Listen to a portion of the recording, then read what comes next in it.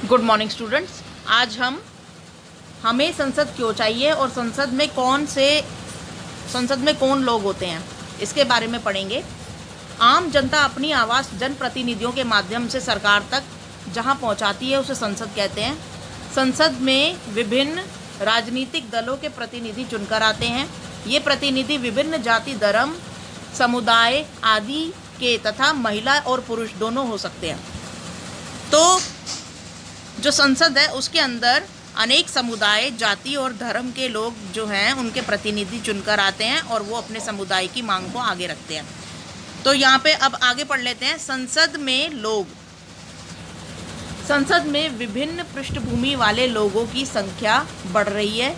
देखा जाए तो अब ग्रामीण लोगों की सदस्यता भी बढ़ती जा रही है। जिन समूह और तबकों का अब तक संसद में कोई प्रतिनिधित्व नहीं था, वे अब चुनाव जीतकर आने लगे हैं। महिलाओं, पिछड़ी जातियों के लोगों और अल्पसंख्यक लोगों की राजनीति में हिस्सेदारी बढ़ रही है। ठीक है, तो अब क्या होता था, पहले क्या होता था कि केवल कुछ विशेष तबके के लोग ही जो थे वो पार्लियामेंट में जाते थे। लेकिन अब क्या होता है कि ग्रामीण क्षेत्रों के लोग और जो महिलाएं हैं, पिछड़ी जातियों के लोग और अल्पसंख्यक लोगों की भी राजनीति में हिस्सेदारी बढ़ रही है। धीरे धीरे ये लोग भी चुनाव लड़कर प्रतिनिधि रूप में पार्लियामेंट में जाते हैं। अनुसूचित जाति और अनुसूचित जनजाति की राजनीतिक हिस्सेदारी। मुख्यतः यह माना जाता है कि हमारे हित और अनुभव अलग अलग होते हैं, इसलिए एक समूह के व्यक्ति सबके हितों में आवाज़ नहीं उठा सकता। इसी बात को ध्यान में रखते हुए संसद में कुछ सीटें एससी समुदाय के लिए और कुछ सीटें एसटी समुदाय के लिए आरक्षित कर दी गई हैं। ऐसा इसलिए किया गया है ताकि इन चुनाव क्षेत्रों में केवल पिछड़ी जातियों और आदिवासी जनजातियों के उम्मीदवार ही जीतें और संसद में उनकी उचित हिस्सेदारी हो। उनसे यह भी उम्मीद की जाती है कि वह पिछड़ी जातियों और आदिवासी समुदायों के ज़िंदगी से जुड़े मुद्दों को ज़्यादा अच्छी तरीके से संसद में उठा सके। तो जो आरक्षित की गई हैं सीटें, जो एससी समुदाय है और जो एसटी समुदाय हैं, तो उनके जो प्रतिनिधि संसद में जाते हैं वो इन समुदायों के बारे में वहाँ पे बात करें, सरकार तक इनकी डिमांड्स पहुँचाएं और साथ में इनके लिए कानून बनवाएं। तो ये मेन फोकस था, इसलिए इनके लिए आरक्षित कर दी गई सीटें ताकि इनकी सीटों पर सिर्फ यही चुनाव लड़ सके। यानी कि एससी की सीटों पर सिर्फ एससी चुनाव लड़ेंगे और प्रतिनिधि रूप में पार्लियामेंट में जाएंगे, और एसटी की सीटों पे एसटी चुनाव लड़के जो हैं वो प्रतिनिधि रूप में पार्लियामेंट में जाएंगे। तो अब मैं दिखा देती हूँ पार्लियामेंट में कितनी सीट रिजर्व्ड है। तो जो लोकसभा है उसके अंदर हम जानते हैं कि 545 जो है वो सारी सीट्स हैं, और इनके अंदर से जो 84 हैं वो एससी समुदाय के लिए हैं और 47 सीट्स जो हैं वो एसटी समुदाय के लिए रिजर्व्ड है, यानी कि आरक्षित है। ठीक है, 545 में से एससी समुदाय के लिए 84 और एसटी समुदाय के लिए 47 सीट्स रिजर्व्ड हैं लोकसभा में। अब आगे पढ़ते हैं, महिलाएं और राजनीतिक हिस्सेदारी। इसी प्रकार हाल ही में महिलाओं के लिए भी सीटों के आरक्षण का सुझाव पेश किया गया था। इस सवाल पर अभी तक बहस जारी है।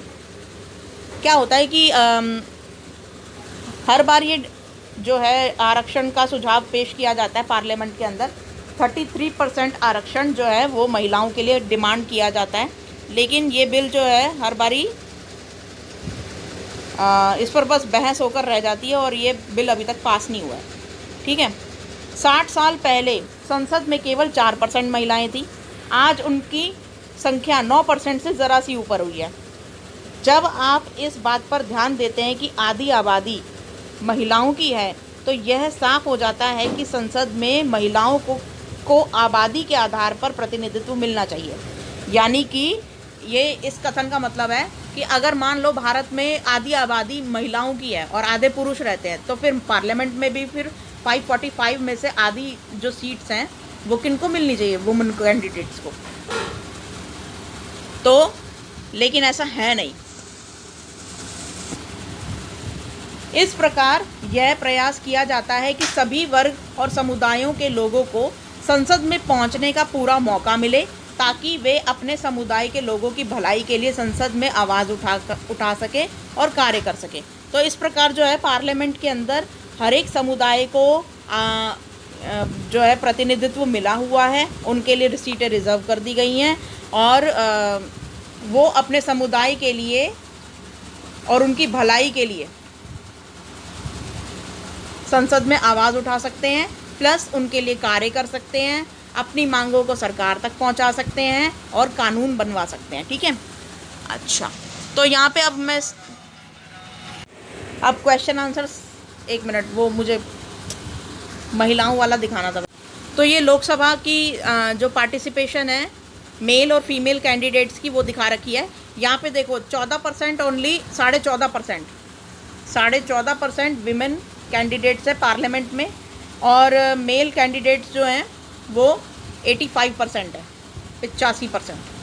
तो कितना बड़ा गैप है। देखो वुमेन जो है, यानी कि जो स्त्रियां हैं, जो महिलाएं हैं, उनको 14.5% है लोकसभा के अंदर, लोकसभा की बात हो रही है ये, ठीक है, और 85% मेल कैंडिडेट्स है।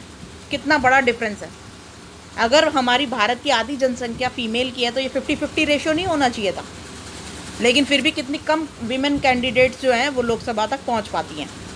तो यही बात डिस्कस की जा रही है कि जो स्त्रियां हैं, जो महिलाएं हैं, उनके लिए आरक्षित कर दी जाए सीटें, और ये बार बार डिमांड उठती रहती है कि 33% का रिजर्वेशन मिलना चाहिए, लेकिन हर बार ये बिल जो है इस पर बहस होकर रह जाती है और आगे कुछ बढ़ नहीं पाता। अब क्वेश्चन आंसर्स देख लेते हैं इसके। फर्स्ट क्वेश्चन देखिए, आम जनता किसके माध्यम से अपनी आवाज़ सरकार तक पहुंचाती है। तो यहाँ पर आप ये पूरा का पूरा ही लिख लेंगे, ठीक है। वैसे तो इसका आंसर जस्ट ये है, जनप्रतिनिधियों के माध्यम से, ठीक है, लेकिन आपको ये पूरा लिखना है। आम जनता अपनी आवाज़ जनप्रतिनिधियों के माध्यम से सरकार तक पहुंचाती है। वह जगह है संसद। संसद में विभिन्न राजनीतिक दलों के प्रतिनिधि चुनकर आते हैं। ये प्रतिनिधि विभिन्न जाति, धर्म, समुदाय आदि के तथा महिला और पुरुष दोनों हो सकते हैं। तो ये पूरा का पूरा आप फर्स्ट में लिख लोगे। सेकंड क्वेश्चन है, मैं चाहती हूँ कि मतलब देखो क्या है कि 9th क्लास में ना थोड़ा बड़े बड़े आंसर ही लिखो तो ज़्यादा बेस्ट है। क्यों? क्योंकि 6th क्लास नहीं है अभी ये कि एक एक वर्ड के आंसर आप लिख रहे हो।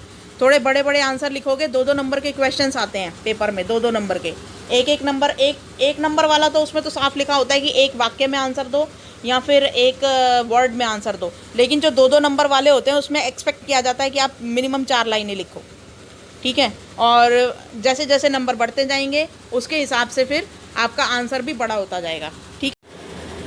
अब सेकंड क्वेश्चन देखते हैं, संसद में महिलाओं की हिस्सेदारी कैसे सुनिश्चित हो सकती है। इसका आंसर मैंने लिख कर रखा हुआ है।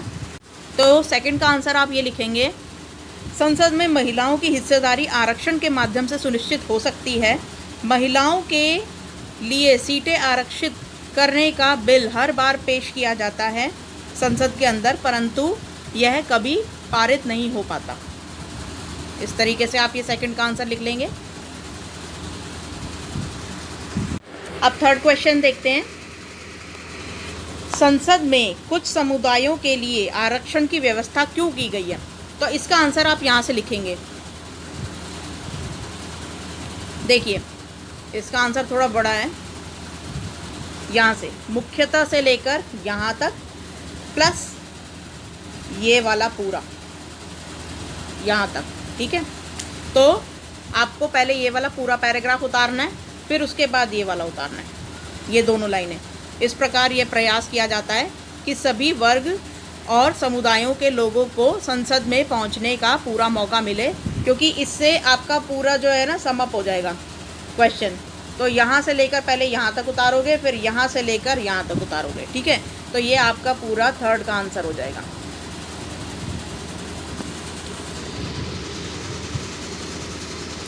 तो ये आज की वर्कशीट आई होप आपको समझ में आई होगी। Thank you.